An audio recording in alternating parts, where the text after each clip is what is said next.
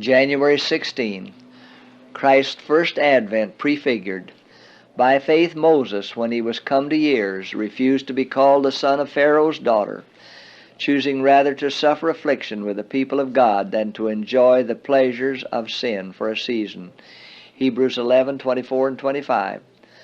While Moses was sitting under the very shadow of the throne, the Spirit of the Lord stirred his heart to lift the crushing weight that was pressing his brethren into the lowest degradation and slavery. His heart ached with sorrow as if he himself were in slavery, laboring in the brick kiln and sharing their degradation.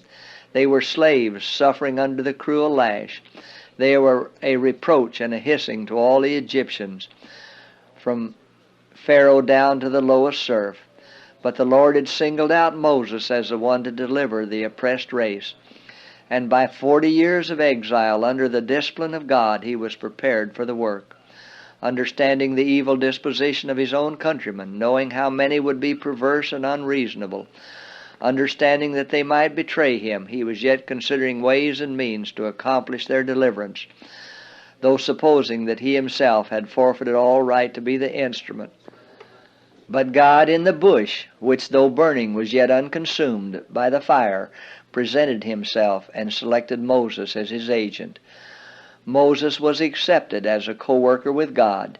He knew that scorn, hatred, persecution, and maybe death would be his portion if he should act any part in espousing the cause of the Hebrew captives. He had stood in great popularity as the general of Pharaoh's armies, and he knew that now his name would be bandied round and falsified. But he esteemed the reproach of Christ greater riches than the treasures in Egypt. Hebrews 11:26. He laid down the prospect of a kingly crown and took up the burdens of his oppressed and afflicted people.